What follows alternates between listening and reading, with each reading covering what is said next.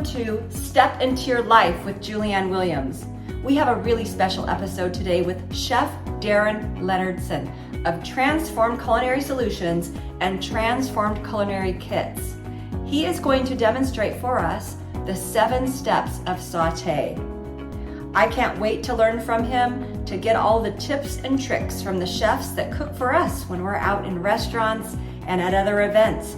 We are going to get the inside scoop. We are now live with Chef Darin Leonardson. He is going to show us the 7 steps to sauté, and we are going to be maybe a little bit better than rookies, not experts, but we're going to have some new skills by the time this episode is over. And Chef Darin has his company, Transformed Culinary Solutions, and he can tell you a little bit as we're cooking about what it is that his company does and what he can help you with.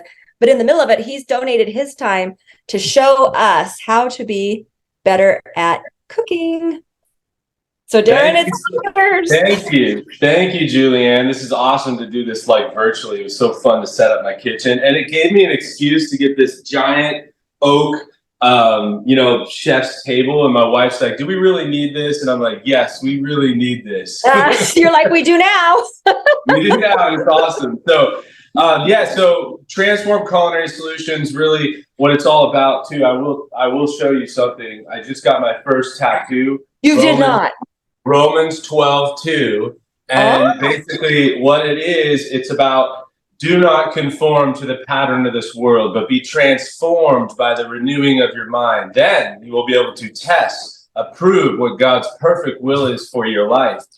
I found mine. Mine is to nurture and minister through food. So that's what we're going to do today. And I'm going to teach you some amazing skills that I learned in culinary school. But before I do that, I want to let you know that I have these training in a box kits. So this is my Cooks Training Series 101. So I'm actually teaching you the 7 steps of sauté. So this box can be ordered from my website, and it actually has all the posters, materials, QR code trainings. It comes with the equipment for the kitchen team, like aprons, thermometers, all that stuff branded for your organization. And you get a personalized virtual chef like me to deploy it with your team. So check it out. This is my Cooks Training 101. It's just live literally last week. So that is cool. So I'm going to demonstrate the 7 steps of sauté. So in order to start, we have to develop some mise en place. Now, Julianne, you know what mise en place is? Have you heard that word? No. And I always think I know how to cook. So please help. Yeah, so mise en place is things in place. That's what French stands for, things in place. So I remember to this day, when I was in the kitchen training, I remember I had a French chef yelling at me saying, Darin, where is your mise en place? And he was implying, where's your setup? You have to have all your things in place before you can start cooking, because you don't want to be halfway through cooking and then go, oh my gosh, I forgot to chop the garlic, right? Or something like that. So we're going to prepare the mise en place for these 7 steps of sauté and have a little fun doing it. So make sense? Yes. And that is, that is so true, because you know, I love to cook for my therapy, but sometimes I don't. I'm like, oh my gosh, where is that? And I, didn't get out all the ingredients, and it makes it a lot harder to get through making the dish. It does. So we're going to start. So the dish I'm going to make, actually, this technique that I'm going to show you, you'll be able to use with a multitude of ways. So this is the proper way to basically saute something from scratch. And there's really 7 steps to it. But we're going to make what's known as a steak arrabbiata. And actually, arrabbiata, I don't want to say the direct translation because it might be derogatory, but it's basically very hot, but very spicy and delicious. So I've got a New York steak here. It's an Angus, New York. Look at that. Beautiful. So the interesting thing is that's a center cut New York. So if you ever are going to the grocery store and you want to get great New Yorks, ask for the center cut. If you see a vein that runs through it, that's not a center cut. And a lot of times they'll sell you that. You want center cut, and you'll get no veins in it, and it'll be the most tender and delicious. So that's true, because when it has that vein in it, it tends to be a little bit more chewy. Tough, chewy. Yeah, definitely avoid that. So I'm gonna have a little fun because we're gonna actually pound this a little bit just to get it a little bit thinner because I am sauteing it and I want the product to cook a little bit faster. So I got my meat mallet. I put my New York. I use like Ziploc bags, and then you just begin to back the heck out of it. You know, I'll like involve my kids in this. My youngest will be like, "Oh, are we pounding meat? I've got this, Dad." So he loves doing it. Now, another trick too is like let your meat come to room temperature. Like don't just pull it right out of the refrigerator and start to cook it because then it's like super cold in the center. So you want to definitely, and then it'll actually pound really fast and quick for you. So really, I just almost doubled the size, and so here you can see as I lay this out. Here's my New York. I'm leaving all the fat and everything on it, so you can see now it's all pounded. Oh yeah, which is great. wow! I didn't know you could pound a steak. Yeah, it's super easy and it makes it taste so much better. So, okay, the next thing we need for this is garlic. So this is the head of garlic. It's a beautiful, I love it when it has like the purple in it. That to me, I think is like farm fresh and just delicious. So to get into the garlic, you know, there's different techniques. I think my favorite is just you put it like this on your head and just push down and then it'll actually pop open. And we just need a couple of the cloves. So I'm just going to get some of the biggest ones. So I'll just get 2 of these nice big ones here and we'll reserve the rest. And then what I do is I take that little knob part of the garlic. You can see that little butt end right there. And there's the tip part. I'll cut that part off because you don't want that in your food. And then you just put your knife perpendicular on top of it and just give it a gentle bash like that. And then it actually will just pop right out of that garlic. Very easy. Now, clean. I got to try that. Yeah, it's such a cool technique. There's another one I've heard that people do where they'll put it with like a mason jar and just screw the lid on, and they'll do that to all the garlic and shake it, and that will peel the garlic too. So that's kind of cool. Yeah, so then what I'm gonna do is I'm gonna just mince it up. And notice my knife skills. I'm using my knuckles, the blade. This whole shaft part here is against my knuckles turned, so I'm not cutting my fingers. So I have a knife skills training box too that you can get to learn all about proper knife skills and stance and stuff like that, but we won't get into it right now. So then I chop my garlic like this, and then I'm gonna spread it out. And a little trick too, if you ever, if you're chopping garlic and it's like rolling around and bouncing, you can sprinkle a little salt on it and it won't bounce on you. Like the oils will stay right there. So that is a little trick. So I'm going to take a little of my, by the way, this is Pop Secret Seasoning. So celebrity chef Stephen Beatty, as seen on the Food Network, developed this amazing brand called Pop Secret Seasoning. Oh, I can't wait to try it. Amazing story about basically his father had this secret seasoning. He lost him at a young age and was giving back to the community. So he brought him back in sort of the remembrance of his father and came up with this seasoning. And he used to always ask his dad, "Hey Dad, what's in that?" And his dad would say, "It's a secret, son." And so he developed Pop Secret Seasoning. So this one is called First Love. And him and I talked so much. We love like cooking together and stuff. The reason he named this is salt and pepper is so critical in the kitchen with all chefs, right? Everyone uses it, but no one's ever really combined it. And so what he did is this one has pink Himalayan sea salt and freshly ground black telecherry pepper. So it's incredible, ready to go, and it has this wonderful top. You can just sprinkle it on. So that's what I did here. So it's like the perfect, and it's like the perfect like blend, right? Is that perfect blend? Yeah, perfect. It's got everything in it. You need it. It doesn't stick or cake. It's great, and it's he's got all the like the fancy terms of like gluten-free, all that kind of stuff. Oh, too. that's great. You know. All right, so then I'm taking it and I'm crushing it and putting it on my garlic. And I want those chunks of garlic on it. And then here comes the spice part, right? So here's my red hot chili flakes, right? The dried. So I'm gonna sprinkle that over it. And then we'll get one more on this side, like that. And then The first step to the 7 steps of sauté is to heat your pan. Step 1. Okay. And the reason for that is that a lot of times people won't heat their pan and they'll just put the meat product into there, but then you're not getting like a sear, right? We want to hear the sizzle of the meat as it hits the pan. And if you start with a cold pan, it's never going to do that for you. So it's really important to heat your pan as step 1. So even as I was doing this, I was like, man, I should have been heating the pan while I was seasoning this steak because I really kind of want it nice and hot. Then the step 2 is to add an oil. Okay, so now what kind of oil to add? It could be butter, it could be coconut oil, it could be peanut oil. It doesn't matter what kind of oil, but you have to add a fat of some kind to the pan because if you don't, the product will stick, and you don't want it to stick because you want to create it where there's a heat barrier so that it's cooking the meat and caramelizing it and starting to create those wonderful flavors. So my favorite blend is actually mixing olive oil with canola oil.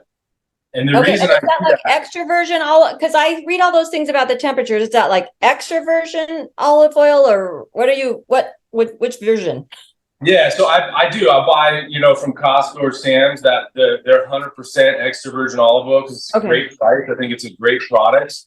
Then I'll get canola oil. And the reason why I do that is that it actually raises the smoke points so you can cook it at a higher smoke. But also, it's actually, you're not supposed to use extra virgin olive oil and actually saute with high heat with it because it actually damages the molecular structure of the oil and I've heard, can be harmful for you. So you want to choose oils that have a high smoke point. But I like the taste of the canola and the olive oil, so that's what I choose. And I had a chef show me that trick with sauteing so that you can increase the smoke point. So the step 2 is add an oil. Okay. And don't ask me like how much oil. Okay. Like we're not going to measure things here.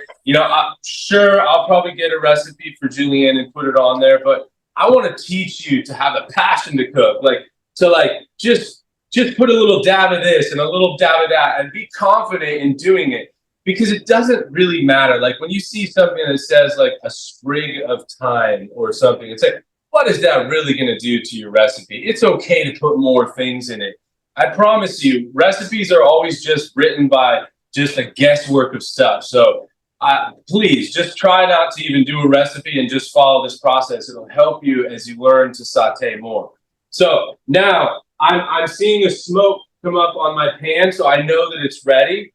And so I'm going to take my New York steak and I'm going to put it away from me. That's the most important step. So I'm putting it down and I'm going away. Now, the reason I do that is if you go this way, you're going to get oil that might splatter up towards you and you could burn your arm or your hand, which is one of the reasons why chefs always have chef coats that come up to here to cover up the splatters of oil. That's really the design of that. Interesting, right? It's like, that sounds like it's common sense. So can you hear the sizzle on this? I can't. Maybe the camera will pick it up, but I'll show it to you real quick so you can see that it's sizzling. Oh yeah, I see it sizzling. And I have never put the seasoning on the cutting board and pressed it in. See, these are the things I love about chefs. You guys have the best stuff. It's a cool little trick, to do. And so I'm just real quick, I'm going to just wash this off and flip it. So bear with me while that's cooking. And of course, you could edit it or speed it up at that process. And then I'm going to wipe it and just flip it. That way it's nice and clean on the other side. So then as this is cooking, I don't want to flip it yet because I want to create some caramelizations. But step 3 doesn't even come into play until I've actually flipped it. It's a thicker bit of steak. Now I'm coughing because there's red chili flakes in here. Oh, yeah? Red chili flakes at your house, just know that it might cause you to cough. So just be careful of that process. So, Well, I do have a question. Actually, I was talking to my son before we started to film, and I tried to get him to be on with us, but because he loves to cook, as you know, he used to be one of your taste testers. And yes, right. But he said, what do you think about people who add extra sugar to caramelize? Because he said he's been seeing people do that.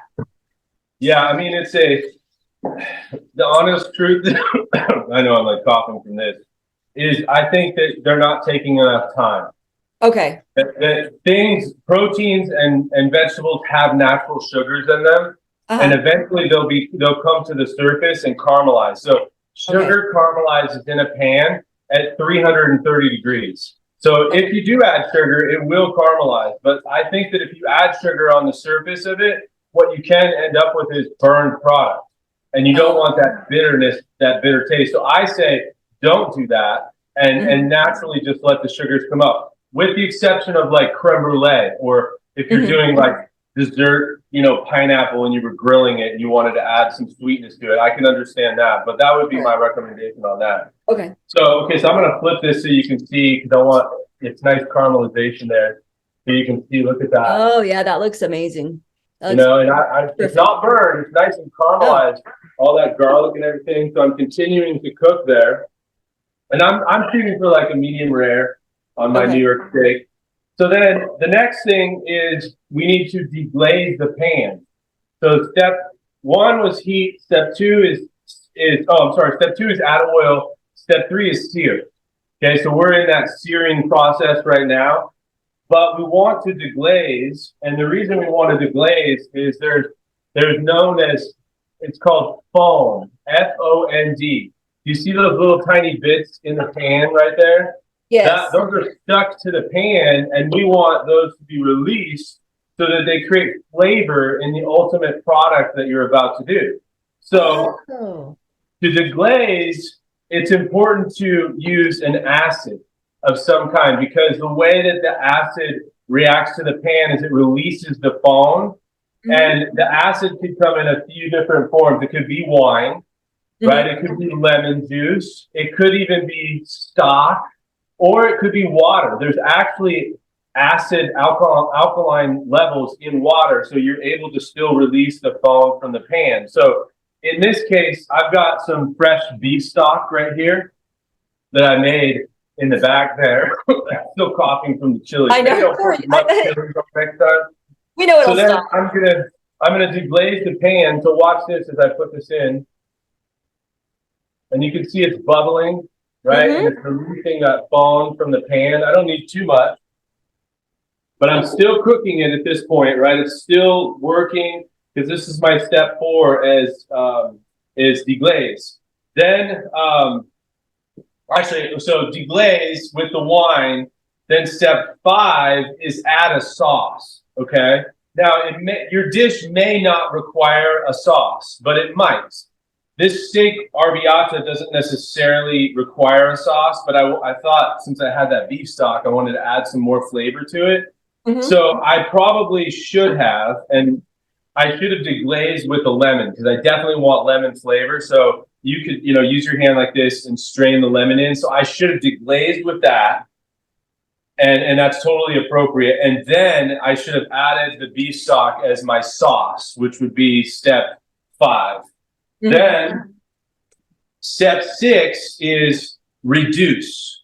Okay? Reduce. And the reason you want to reduce is you're concentrating flavors.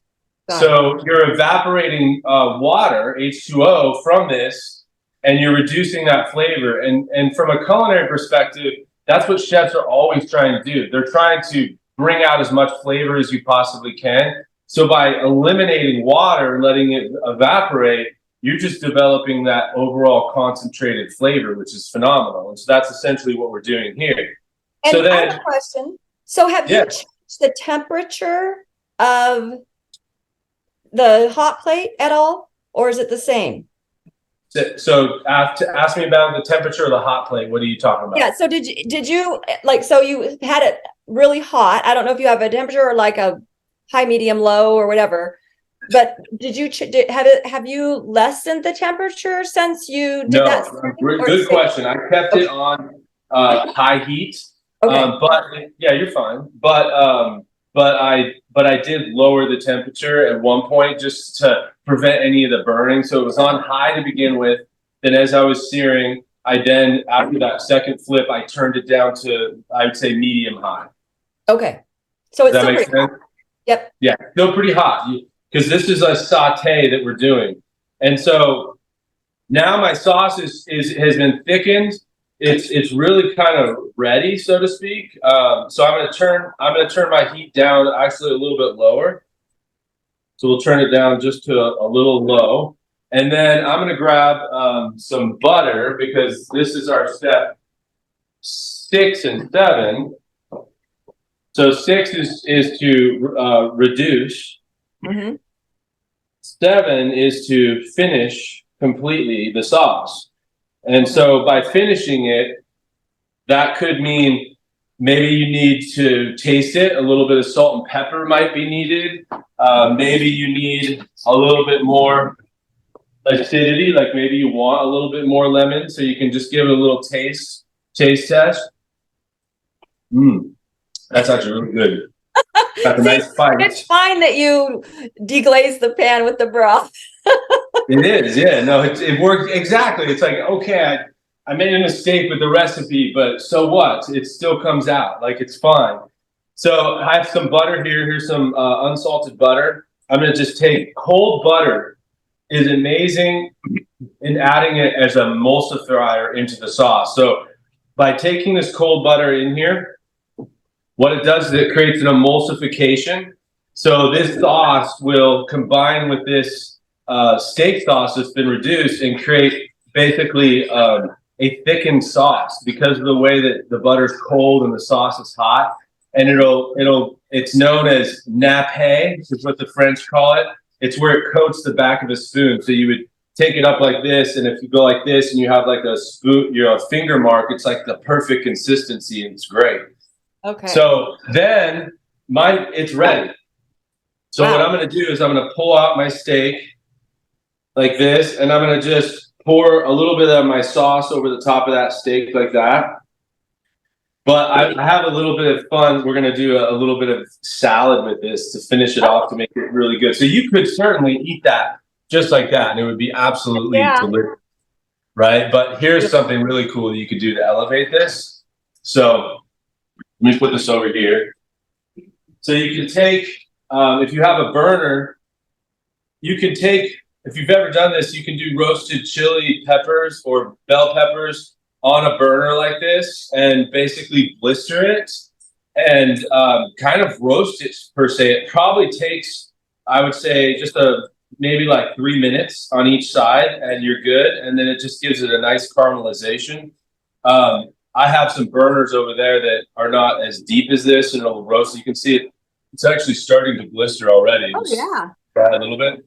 So then to make my sauce or my salad, I'm going to use fresh arugula.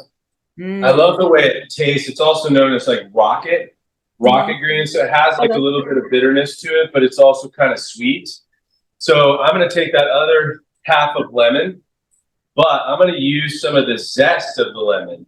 This is a microplane zester. We'll talk more about this in another episode, but it's so cool. So we're going to take some of the zest off because why not? Why would you not want to get some of that delicious oil from the lemons off? And by the way, these are Meyer lemons, which I think grow in California pretty well, right? So these are it's like a cross between an orange and a lemon. They're like sweeter and milder. Oh, there you go. See that? Look at that. Oh yeah.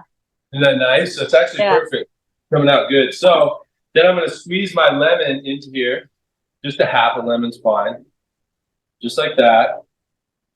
And then I'm going to add a little bit of my oil, that same oil right in there just to drizzle. I'm going to take some of my salt and pepper, just a little bit, not much, just to season it. Like when you make salad at home, like season your greens. It makes them so much more delicious. So I basically made kind of like a lemon olive oil, glaze to go over the top of the salad. And then go ahead, boys. My boys are going to walk by with their shirts All off. right, let's say hi. Go Go That's ahead, right. come in the video. Boys, come on, seriously. They're going swimming. Hey, I live in Texas, so they're gonna have a good meal when they're done swimming. Work up that appetite. I know. You didn't. Were they on camera at all or no? They were. Oh, they were good. Good. I love it. Okay, so we got our greens ready to go. I've got my pepper, so I'm gonna pull this out. Now, if you were gonna do this like properly, you could take this pepper and put it in a bowl, and then cover it with plastic wrap, and it basically steams it, and then the skin will scrape right off of the pepper. Oh, so that's a little trick. But honestly, I kind of like that roasted flavor on the skin of the pepper, so I like to leave it on. And I'll show you a trick in cutting a pepper too. So a lot of times people will cut it in half, and if you cut it in half, you pull the stem part out, it will you're wasting it almost. So what I like to do is cut the top off and the bottom off like this, and then you can see the little top falls down to the pepper, and then strip it down like this, and then it'll open up on you, and then you can just run your knife just like that, and all you're cutting out is that the pith of the pepper and the seeds and that, and you've got this wonderful pepper, and it's roasted. It's like steaming too, so that's great. Then I'm gonna cut it into some juliennes, which you can learn about on that series. It's basically like a 2-inch cut by 1/8 of an inch. So I'm cutting my pepper. Little julienne. I love that it's still like steamy. That's amazing. You know what's interesting about your dressing? You know I'm Armenian, and I know you're married to someone who's Armenian. Yes. And our salad dressing is we put some little rice vinegar and stuff in it too, but it's almost the same dressing. So my mouth is just watering. Oh, that's awesome. I love to hear that. I love Armenian cooking. Like lamb. Oh my gosh. That's the show I could do. I couldn't do this, but I can do anything Armenian. We'll do that next. So then I'll put some of these red peppers in with the arugula while it's nice and warm. Toss that around, and then let's build this on the plates, right? So maybe this is just for you, or maybe let's say if you're here and I'm making it for you and I. This will be a nice side, and I want the beautiful peppers to be on top like that. Mm-hmm. And then the king of cheese, which I have right here, and I'll leave you a little secret too. So this is Parmigiano Reggiano. Okay, now you could pay, it's quite expensive, right, when you buy a chunk of it. Little secret is a lot of times now, the grocery stores will have containers of basically the crust, because they've cut out all the good stuff. But if you see this, I only paid for 10 of these, $2. And look how much cheese is still on that, right? And that's where the good stuff is right there. So use your microplane zester and grate that wonderful cheese over the top of that salad, because it's awesome. Woo! And let it flow down like it's snow. That's what's so fun. Okay, so now our steak has been resting, and that is the key to a wonderful steak. You can see the juices. Some of the juices came out of it. So then I'm going to cut off this little fat chunk here, and I got a little. I have a little schnauzer that's been down here begging. I know. He's like, hey, or she. We're going to give him a little piece. And then I have a black lab over here. So we're going to give him a nice chunk of this. He's going to love it, because you got to take care of everybody in the household. You're ministering through your food. So then what I like to do, and also the key to resting too is per pound, things should rest 15 minutes. Really good. And then to know what temperature your steak is. So this is like a medium rare to a medium. A little secret: if you touch here between your thumb and your pointer, that's rare. If you touch your pointer and your thumb together, that's medium rare. Then medium with the middle, and then the ring, medium well, and well. So that's how the steak feels when you want it to be at that temperature. You pull it off and let it rest. So now you hear my black lab.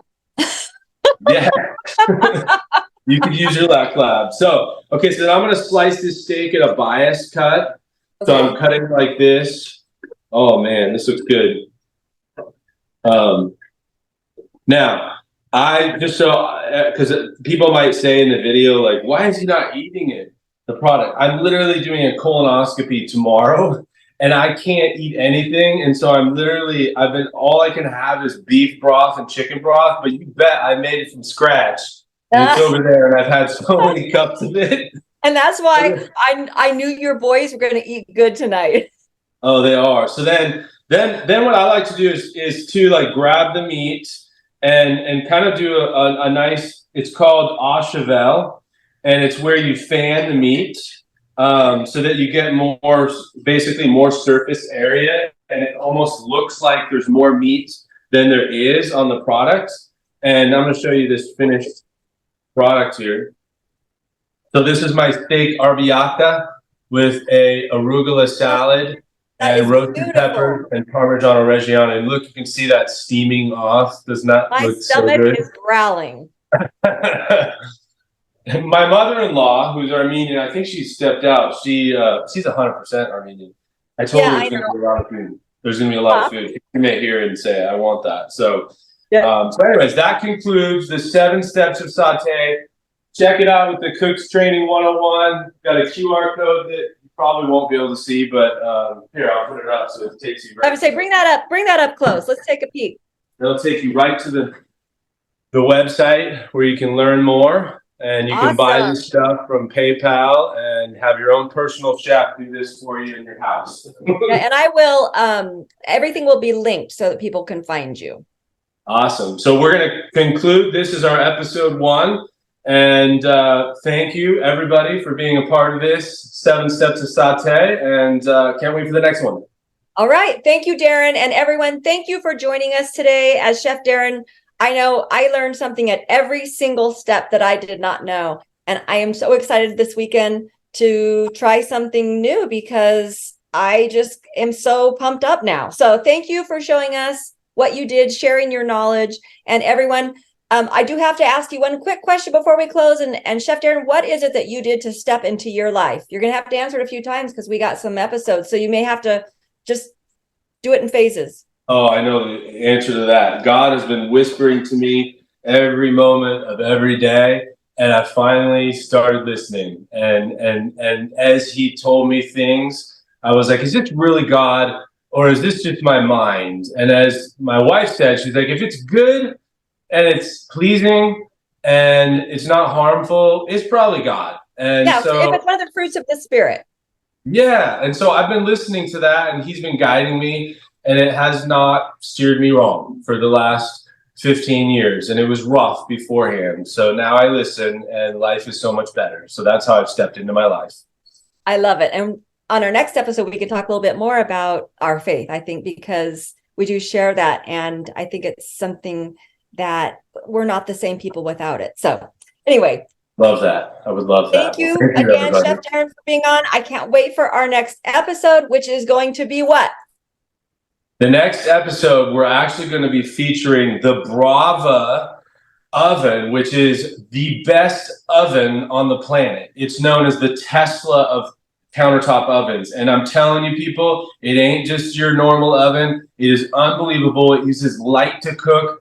4,000 degrees it gets. It can cook 3 things at the same time in perfect temperature like this. It's amazing. It makes the best grilled cheese, and that's what we're going to show you on that. So thank you. I cannot wait. All right, everyone. Thanks again for joining us. We will see Chef Darin again very soon, and let's journey together. See everybody.